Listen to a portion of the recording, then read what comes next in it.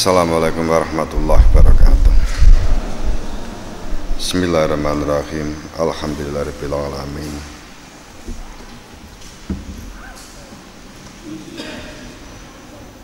Asyhadu an la ilaha illallah wa asyhadu anna Muhammadar Rasulullah. Allahumma shalli ala sayyidina Muhammad wa ala ali sayyidina Muhammad. Allahumma ya muqallibal qulubi tsabbit qulubana ala dinik. Allahumma aftah lana kahfatul arifin wa nawwir qulubana bi hidayatil yakin.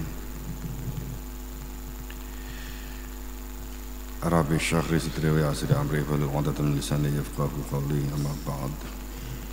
Qala ta'ala fi kitabul karim. Bismillahirrahmanirrahim. Innahu laqawlun rasul karim biqawati indadil arasil makin mato'in thumma amin. Al-ayah.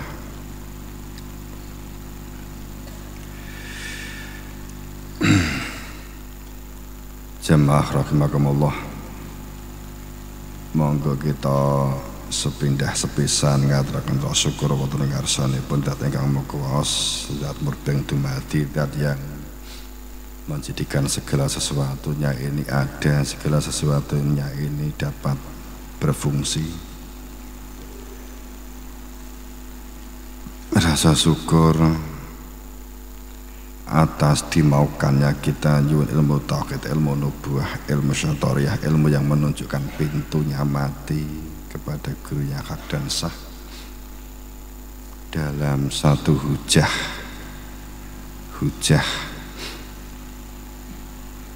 hujatul mubin, hujah gulawentah, merupakan kemestian di dalam kita menjalani hidup dan kehidupan,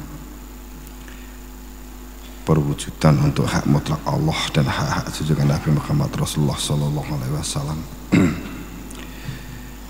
Kedua, salawat salam kepada junjungan kita Nabi besar Nabi Muhammad Rasulullah Sallallahu Alaihi Wasallam. Satu ketetapan atas keberadaan Nur Muhammad, keberadaan cahaya terwujudnya diri Tuhan yang Allah asmanya,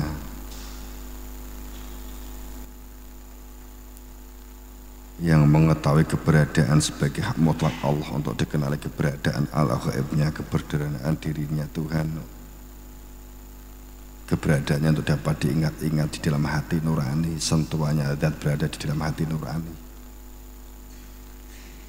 Karena di dalam hati nurani itu ada arwah, beberapa ruh, itu lapis-lapis sehingga tersebut sebagai ulul albab, ulul lapis, lubun terdalam atau inti, sehingga ulul albab adalah mereka yang mengetahui esensi atau inti kehidupan atau inti yang dibungkus di balik yang tampak kasat mata di dalam badan manusia yang jasad ini. Sesungguhnya ada fitrah, ada fitrah yang fitrah manusia dari fitrahnya Allah sendiri, yang fa'akim hajah kalidini khanifah fitrah Allah, untuk menghadapkan wajah fitrah yang asal fitrah dari fitrahnya Allah sendiri ini, lidin dalam perilaku ketaatan dan kepatuhan yang dikenali dalam ketaatan ma'rufah atau atun ma'rufatun, ketaatan hamba terhadap ma'budnya, ketaatan keberadaan insan manusia ini yang nyata lemah, tidak bisa apa-apa, tidak ada apa-apanya, bisanya hanya membuat teledor, membuat salah, kurang.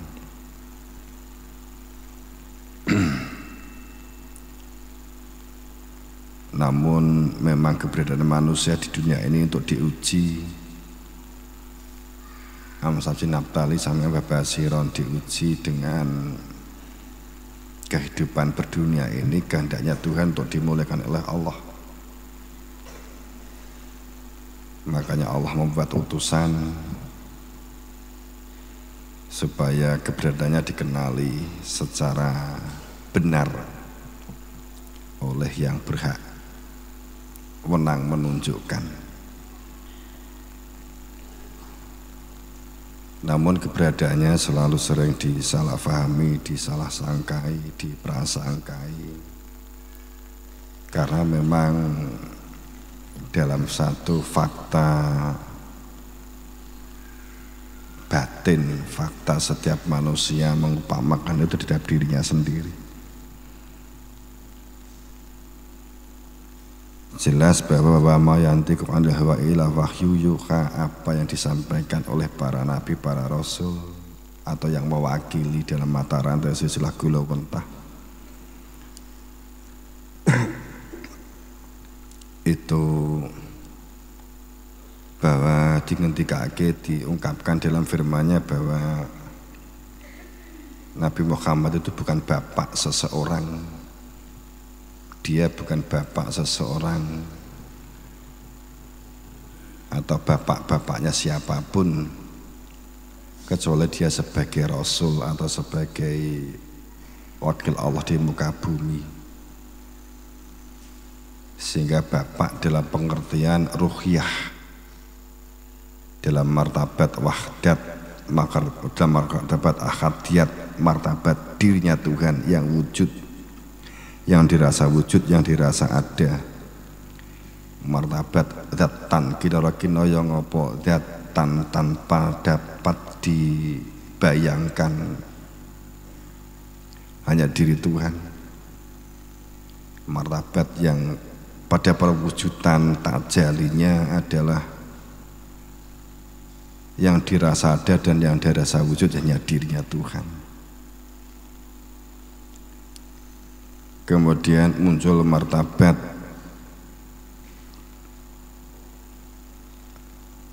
wahdat, martabat hakikatul Nur Muhammad, hakikat Nur Muhammad, martabat keberadaannya Kanjeng Nabi Muhammad dan para nabi, para rasul itu adalah sesungguhnya keberadaan adanya Nur Muhammad. Dari martabat ahadiyat maka munculnya martabat wahdat.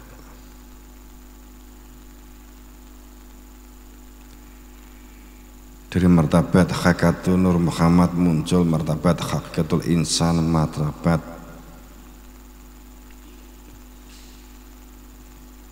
wahidiyat. Darinya maka muncullah manusia yang pada saat martabat hakikatul insan ini semua manusia menyaksikan keberadaan dirinya Tuhan. Inilah kenapa disebut hakikat interaksi atau hubungan pengertiannya Ibrahim sebagai bapaknya kaum iman dalam kenyataan keimanan persaksian. Disebut Ibrahim karena disebut sebagai bapak dalam pengertian ilmu ghaibi wa syahadati, dalam pengertian bapak dalam pengertian ruhiyah, keberadaan Nur Muhammad, keberadaan hakikatul insan, keberadaan fitrah manusia dari fitrah Allah piyambak yang dimunculkan dari martabat Nur Muhammad.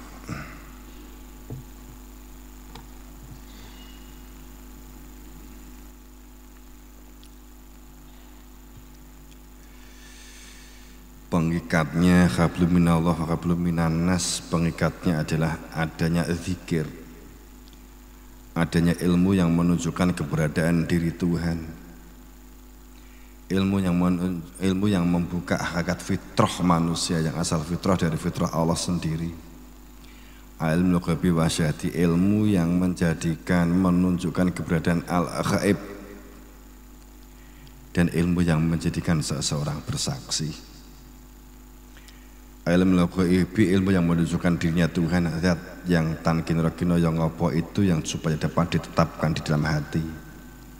Ilmu yang menjadikan bersaksi atas keberadaan Nur Muhammad, sehingga secara fisik saat sejaman dengan Nabi Muhammad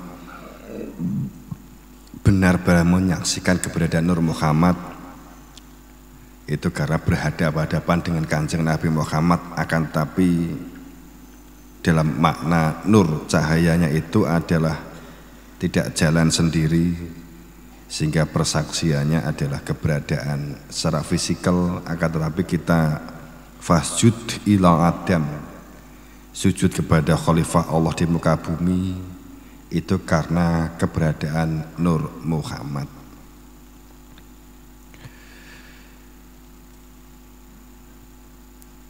Sehingga seseorang yang dikatakanlah taat kepada Nabi Muhammad itu dikarenakan, disebabkan karena itu adalah perintah Allah supaya dapat ridhonya Allah, dapat maghfirahnya Allah.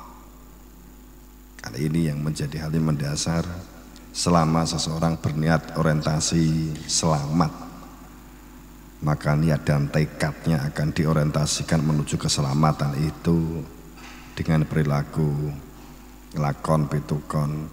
Kangelane jiwa raga itu dijadikan sebagai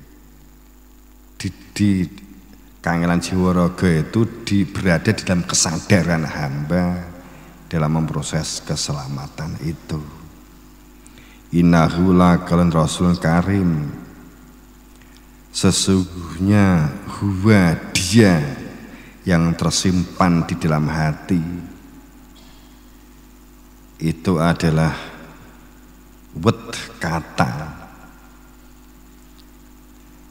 kata sebagai kunci risalah Rasul, firman Allah, kalimat yang mulia. Sesungguhnya dia yang disampaikan oleh setiap utusan, yang disampaikan kepada insan atau manusia yang menempatkan sebagai hamba, yang ditempatkan karena ditarik dengan fadl dan rahmat Allah, ditarik dengan fadl dan rahmat Allah karena maghfirahnya Allah, karena ampunan Allah, ditarik dengan fadl dan rahmatnya Allah, sehingga ditunjukkan mengenai dia melalui yang hak dan sah dalam sebuah mata rantai silsilah gulawentah tidak terputus sama sekali. Gulawentah itu di dunia, gulawentah itu fisikal. Quran sebab menyatakan demikian, liyudhiru ala dini kulih. Gulawentah itu liyudhiru, tampak, dohir, jelas. Jadi gulawentah itu jelas, tampak, dan dapat diperhitungkan secara gamblang dan jelas, tidak di dalam prasangka, kira-kira, dan katanya. Berkaitan dengan fungsi kerasulan, Nabi Muhammad jelas menggulawentah Sayyidina Ali sebelum beliau kondur, karena fungsi Nabi Muhammad adalah menunjukkan keberadaan diri Tuhan, ilahinya Tuhan, dan hamba supaya berlaku rububiyah, berlaku supaya apa yang dilakukan di dunia ini dalam ketergantungan kuat kembali kepada Allah. Semasa masih sugeng, sebelum kondur, maka sudah meminta yang akan meneruskan untuk mengganti dalam membaiat, menunjukkan dalam persaksian, menunjukkan keberadaan dia sudah dalam persaksian. Itu mutlak, itu mutlak. Gulawentah itu mutlak. Sehingga innahu laqalan rasul karim, sehingga itu akan menjadi gamblang dan jelas bahwa tanpa dia kita nyata nggak bisa apa-apa, tanpa dia kita itu tempatnya salah dosa, dan jelas bahwa dzi quwwati 'inda dzil 'arsil makin, dia ini yang sesungguhnya memiliki daya dan kuat. Tanpa dia kita nyata nggak bisa apa-apa, tanpa dia kita nyata bodoh, Sehingga kita bagaimana akan mengaku nyatanya yang bisa, yang obah, yang ngosek ya dia itu. Sehingga sungguh bahwa dia ini yang berada di dalam ars, di dalam ars.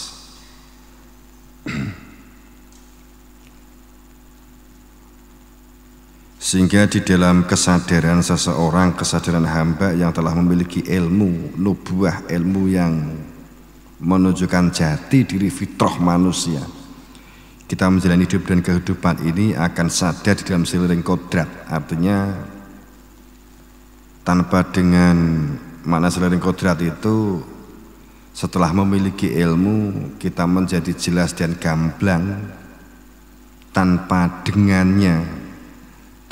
dengannya nyata, fakta, terasa. Tanpa dengannya kita ini sungguh akan dicakupi oleh nafsu, digerakkan oleh nafsu. Nafsu dalam pengertian ego atau aku. Sehingga pada saat dikatakan matoin tsumma amin, semua apa yang dilakukan itu di dalam ketaatan. Taat kita menjalankan, bergerak, beraktivitas, belajar, bekerja, berpikir, berkreativitas. Itu matoin, itu karena menjalankan perintah dalam ketaatan, menjalankan perintah untuk berdunia, untuk subhanaka. Tsumma amin, sehingga dinyatakan perintah itu dalam semua kehidupan, keluar masuknya nafas, dalam semua aktivitas kita taat dalam pengertian menjalankan perintah itu supaya dalam nilai ibadah apapun, sebagai siapapun, dimanapun, apapun pekerjaannya, apapun yang digelutinya, sebagai siapapun, itu niatannya karena menjalankan perintah. Dengan satu yang dapat menghidupkan hati. Batasannya kan syara'a lakum, syariat yang telah diberikan kepada kamu, kepada kita semua. Itu ada satu batasan syar'i, batasan-batasan. Kalau ngerampok diniati untuk ndirek guru, niati ndirek ibadah, ya tentu kan gak bisa. Wa ma sahibukum, bahwa temanmu itu sekali-kali bukan orang yang gila. Bi majnun, sungguh temanmu itu bukan orang yang gila. Sehingga dulu zaman Sayyidina Ali pun pada saat akan melimpahkan kepada Sayyidina Ali, sudah terjadi gejolak, sudah terjadi fitnah, sudah terjadi iri dengki akibat dendam masa lalu, iri dengki. Yang penyakit iri dengki ini menimbulkan kebencian yang luar biasa kepada Sayyidina Ali, sehingga Sayyidina Ali diolok-olok sebagai manusia yang gila karena selalu dianggap selalu menyetir Kanjeng Nabi, mengendalikan Kanjeng Nabi. Semua aturan yang Nabi lakukan sepertinya itu terserah Sayyidina Ali. Memang di penghujung setelah bedah Mekah 2,5 tahun menjelang Nabi wafat, kalau secara ngomong manusiawi, ide Sayyidina Ali yang sepertinya selalu dipakai Nabi, tapi sesungguhnya itu bukan karena nafsu, karena itu kebenaran ilahiyah. Bahkan nama Madinah itu pun karena juga ide usulan Sayyidina Ali. Maka kenapa setiap baiat itu pasti kalimatnya setelah ditunjukkan, ayo semuanya menghadap ke saya, Selalu begitu kalimat standar sejak Nabi Adam, karena itu adalah unsur persaksian. Pada saat yang ditunjuk mewakili pun kalimat itu adalah standar, karena bukan masalah fisik.